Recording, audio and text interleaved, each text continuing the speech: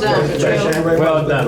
Thank you very much. And so, again, this is Square Biz Podcast. I'm your host, Aaron Boyce, and you are? Robin Rose Hammer. And we are at 2251 Flower Road, Flower Square, where culture meets business.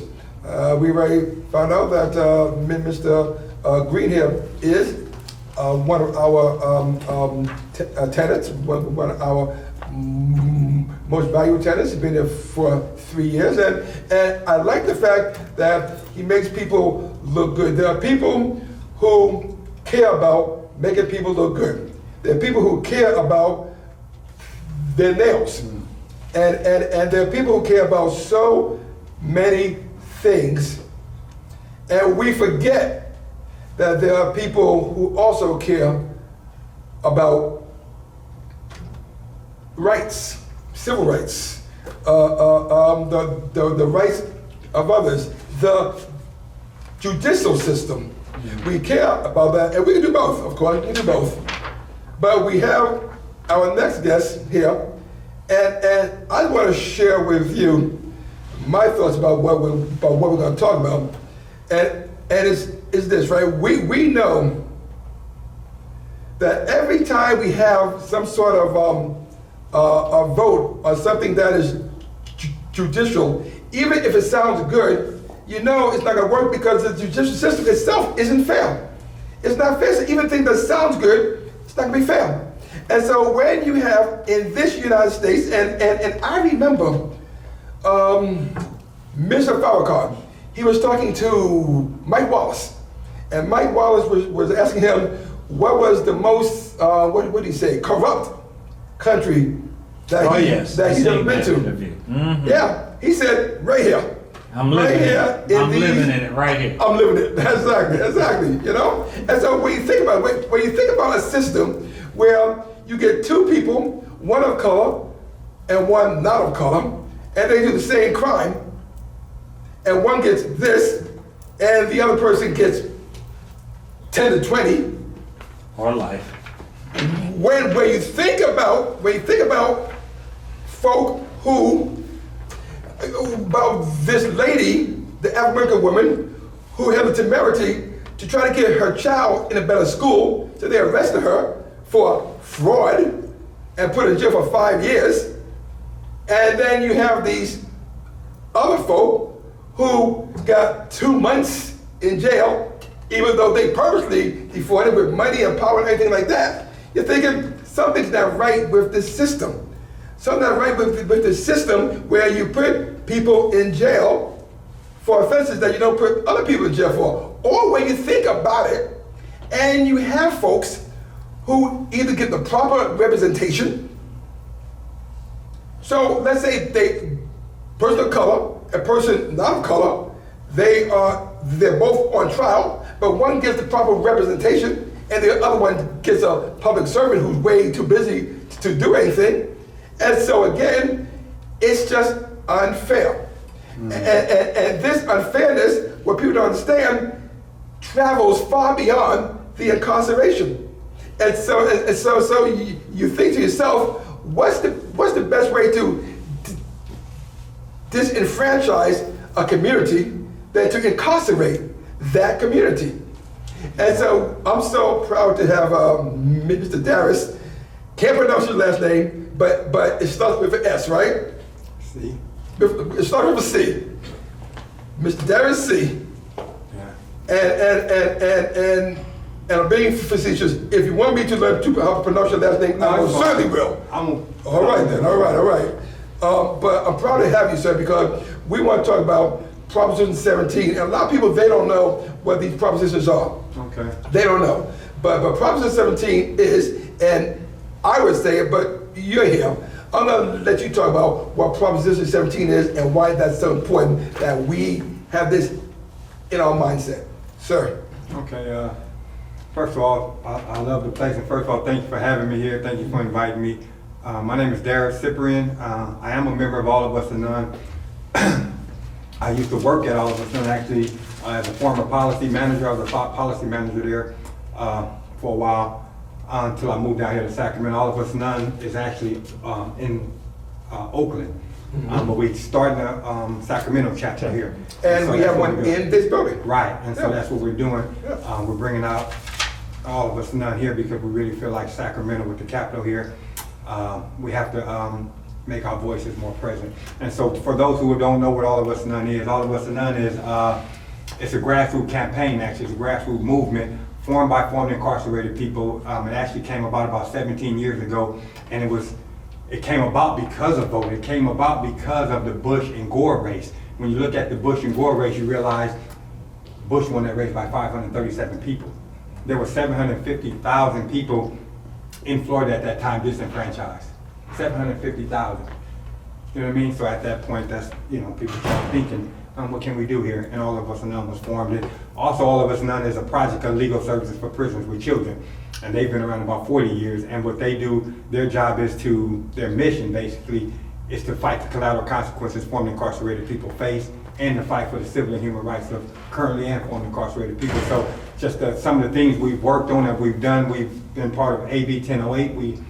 We're rooted in that, where they can no longer ask formerly incarcerated people, or people just in general, when you're going to get a job, they can no longer ask you if you've been incarcerated about your conviction history until you've been offered a conditional offer. The ban the box. The ban the box, that's the thing, the ban the box. And now also, we did SB 310, was part of SB 310 along with ACLU and the public defender's office. Now, formerly incarcerated people can now sit on a jury as of January 1st, SB 310. That was pretty big to me. I was so excited about that. A lot of people will probably be tripping off me, but I was really excited about that. But what I'm really most excited about is Proposition 17, because that affects me. I'm formerly incarcerated. So I've been home about 4 years now. I spent 26 years in the Department of Corrections here in California for murder. I went to jail at 21 years old. I had second-degree murder, so I did 26 years for that. Come to find out, I should have been out a long time ago, but that's a whole nother story. But anyway, so I've been home about 4 years. So voting never really came to my mind. I only voted one time. I voted one time and I was 18 years old. Me and my dad, we went to vote. So I really didn't realize, I seen it on TV and things like that, but I really didn't realize a lot of the guys that I'm around never voted. I really didn't realize a lot of my homeboys or people that I grew up with has never voted until they're in their late 30s, early 40s. They never even voted.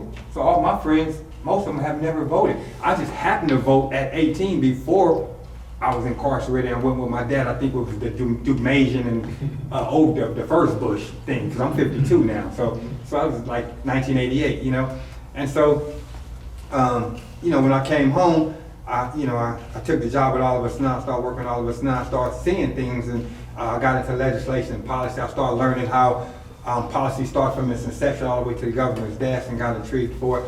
At that time, I was in school at San Francisco State. I came home. The reason why I paroled to the Bay Area initially is because I'm from Los Angeles. I'm from South Central Los Angeles, born and raised in LA. And I paroled to San Francisco to go to San Francisco State because they have a program called Project Rebound by Jason Bell that allows formerly incarcerated people to come home and get a degree on their dime. Right. So I came home, I said, I can't pass that up. They let me out. If they're gonna let me out, this is where I'm going. So I came to San Francisco and I liked the school so much, I ended up getting my bachelor's in October. I'll be graduating now with my master's. So it's exciting.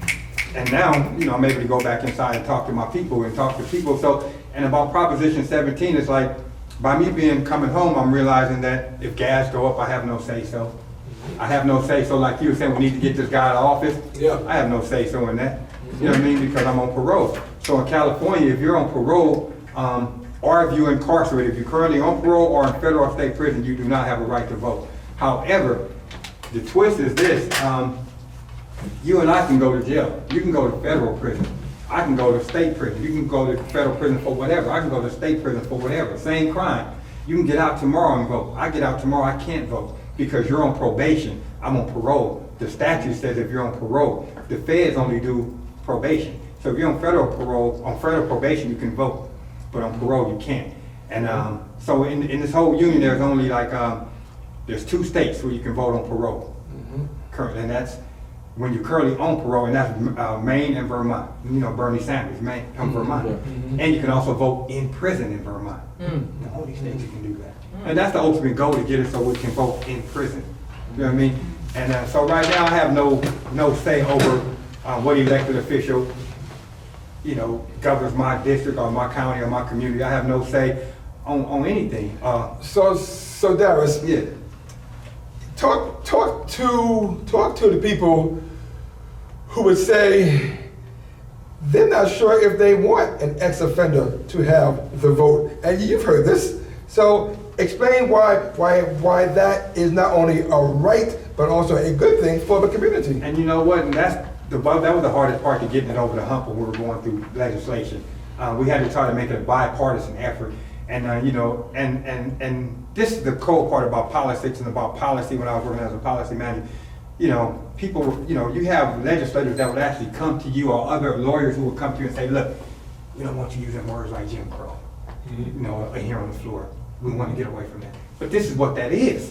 My father faced a different kind of Jim Crow. I'm facing that same old Jim Crow. It's a little more subtle, but you can disguise it how you want. Voter suppression is voter suppression. Right. And that's what I went in and said. So it was a big old blow up about me, because they wanted to make it a red and blue thing. I said, well, it's actually a black and white thing. So I kind of went off on a coalition, kind of went rogue a little bit that day, though. And I, my director, I actually got promoted for it. You know what I'm saying? To be honest, because I stood my ground. Because the other people, other formerly incarcerated people were letting people never formerly incarcerated speak for them. And you can't really speak to that. I mean, I can appreciate the allegiance, but you can't speak. But why is it so important? It's because when I was incarcerated, I was sentenced to 15 years of life. They didn't say, okay, we're taking your citizenship too. You know what I mean? I didn't lose my citizenship. So, why coming home should I lose access to democracy? You know what I mean? And voting is it's like the cornerstone, of the democracy. So, I'm formerly incarcerated. So I'm civically dead now. I'm civically dead now. And that's just not the way it's supposed to be. That's not the way it's going to be. And I think it's caught on all across the country. You've seen it happen in Florida. We went down to Florida. We took about 1,000 people from California to Florida, and we worked on Measure 4 with Desmond Meade and them down there in Florida, and we got Measure 4 passed. And you had over 1.6 million people able to vote down in Florida. You know what I mean? And so the governor came back and said, hey, all these people didn't pay their fines and fees, so they can't vote. So that knocked it down to about 840,000 people still able to vote. So LeBron James and all the rest of these athletes came and put up some money and paid off these fines for Florida. You know what I mean? So it's things like that that's catching fire. These are the things that we need to do. You know what I mean? So Robin, I see that it looks like you got questions. Well, I first want to say that the correlation between Jim Crow is exactly right. It's Right. the systemic racism, right? So there are a number of targeted things Right. that the system does to disenfranchise Black and brown people. So this is a part of that playbook, so to speak.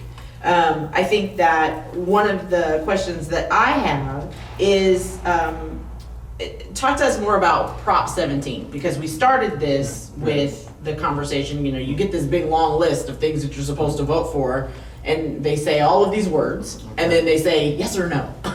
So talk to us about Prop 17. So Prop 17 was originally ACA 6, Assembly Amendment Constitution 6, and what we're doing is that we're amending the California Constitution right now. We had to put it on the vote, so all 58 counties, so all Californians can have a say in should people on parole have a right to vote. And that's what Proposition 17 is saying. Do you think a person on parole should have a right to vote? You know what I mean? And some people say no, some people say yes, some people say, well, I think they should have a right to vote after they get off parole, because right now, once I get off parole, I'm still on parole until June of next year. I have to do 5 years of parole. So right now, I'm still on parole. So after June, my voting rights are automatically restored. Okay. But right now, laws are being passed that affect me. Laws are being passed that affect my family. Laws are being passed that affect my community. And so that, to me, that gives me every right to have a right to vote. And that's what Proposition 17 is saying, though. And we've been fighting this. They've been fighting this for a while, though. Been fighting for a while. And so it's kind of caught on across the country. If California do it, I think it'll pretty much get the rest of the people to do it too, the rest of the states. But it's Florida and California, so. So you're saying that California would be the second state besides Vermont and Massachusetts? Well, yeah, Florida, Okay. California will be. Okay, Yeah. so this technically would Including be the fourth Vermont state? and Maine, Maine, not Massachusetts. Yeah. the M's on the East Well, Coast. right now, you have other states you have other states that's already doing it though. California's supposed to be so progressive. Okay. We're actually behind the time. Oh. I think it's about 18 other states Okay. that's already doing it, but California Got it. keeps saying we're gonna do it, but, They ain't done it. oh, they keep putting, well, we've never gotten this far. We've never really gotten this far, and I don't think nobody's ever really pushed it this hard. You know what So, I mean? so how are you, you know, there are some sexy initiatives, some sexy things on the ballot, things that people go to because it's popular. That's sexy, that's what that means. Like Okay, what? Robin? Well, I Okay? wasn't sure if you were talking Well, about your glamazon nail. No, I'm not. I know. Well, and that's the whole thing. This year, because everybody's focused on the presidential, they're not thinking about The local. the local. Right. And so your amendment isn't sexy. And so how are you going to push that into people's mindsets so that they will recognize Prop 17 and recognize the importance of it? And when they go to ballot, they go, ooh, Prop 17. Right. We want them to go and look for Prop 17, don't we? Right, and what they have to do, they have to look for, Free to Vote 2020. If you see Free to Vote 2020, you know that's Prop 17. It's gonna say Free to Vote 2020. So that's the same thing? Yeah, Free to Vote 2020 is Okay. Prop 17. Okay. If you see it say Free to Vote 2020, it's Prop 17, Free to Vote, period.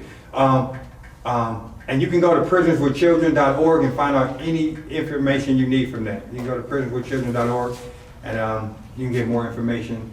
Now, my handwriting bad, but Free to vote. prisonwithchildren.org? Yeah, Prisoners. Prisoners? Prisoners. That's right, write this now. Well, I'll also point us back to our guest's podcast before last when Ms. Kula Koenig was here, and was here from Bawapa, and we talked about the Sister Circle voting guide. So that is another excellent tool that voters can turn to get information. And I'm sure there's information about Prop 17 in there. They're incredibly thorough when they Right. put that together. So if you need an overarching tool to be able to help you get through all of the local things, because they really do focus on the local elections, the Sister Circle voting guide. Okay, okay. Last thing in Sacramento? Yes. So as we wind down our podcast here, I always ask for one last thing. So something that's on your mind, something that you forgot, something that you want to stress, right? So let's start with you, sir. Give us, introduce yourself again, and then give us one last thing. Willie Green, owner of J. William Couture here in the building.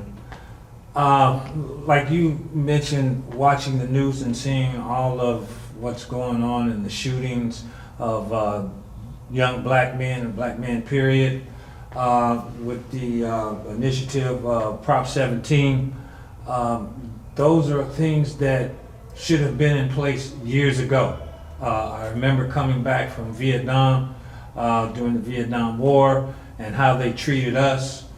We had no rights, they gave us nothing. We're still fighting to get the rights that we deserve as you know, military status. And now here, they won't let people who have served their time and have rehabilitated themselves back into the community, they have a right to vote, you know? Alright. So I'm behind Prop 17 and, Thank you you. know. Thank you. Young lady, and it could be about anything, but Yes. one last thing. So I forgot to say that they come like this Mm-hmm. in a pack. There's 12. 10, Which one? 10 or 12? There's 12. Okay, 10 or 12. She knows. Okay. 12 strips. Okay. And when you use them, you can actually use one strip for one and one. What? Yes. You mean I just wasted the whole strip? Okay. Okay. You have a big finger. Yes. I do. In most cases, you can use one strip Twice.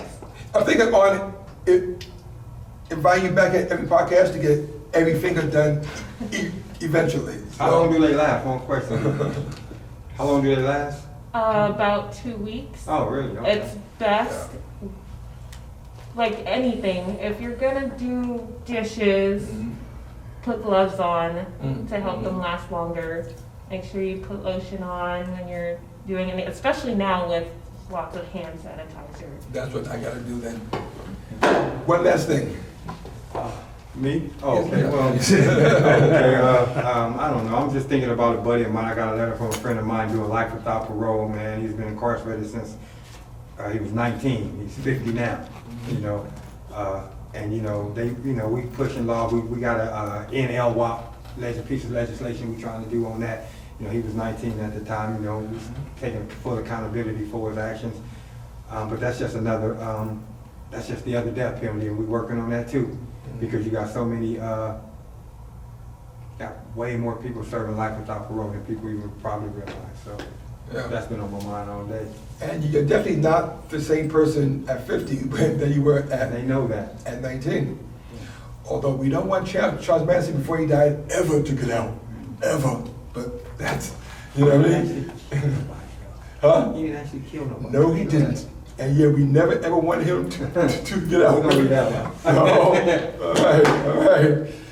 all right. Hi, Ms. Robin. Hi. One last thing. I have 3 last things. Really? I do. Okay. I do. My first last thing is there are 27 days left for you to participate in the census. So as important as voting is, the census is before voting.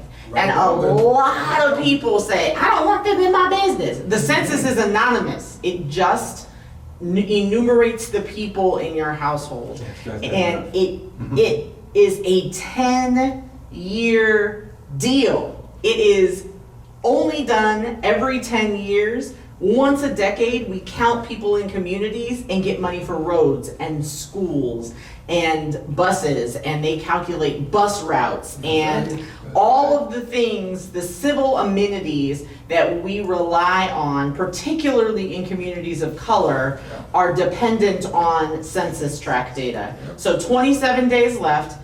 Pick up the phone. It takes literally 3 or 4 minutes to answer those questions. I know that census person has been at your house, leaving little tickets on your door. I So volunteered and did it, so I was there. stop ignoring it and do the census. So that's my one, I that's did one. mine online, I'm good. Right, and how long did it We take? did ours and Yeah, not long at all. Takes a few It's like minutes. 10 questions, it's only 10 questions. it's only 10 questions. It's sub 10. I So think that it's like was one. 7. Remember to write it down. I will. Now what's 2? Number Okay, 2. Here we go. Every single person who is registered to vote will get their ballot in the mail this year. Every single person. But you are not required to vote by mail. So you can, if you're a school nerd like me, take your ballot, fill it out, and then go to the polling place and wait in the line and cast your vote there. But the wonderful thing about having a vote by mail ballot is if you fill it out, you can drop it off at the polling place. Yeah. So you don't have to wait in the long line, nor do you need the 2 stamps that are required to mail it. So my third thing is, if you are voting by mail and you are actually putting your ballot in the mailbox, it requires 2 stamps and there is a ballot tracker. So you should go to the voter registration website, download that tracker. Well, you don't have to download it, it's not an app, it's just a website.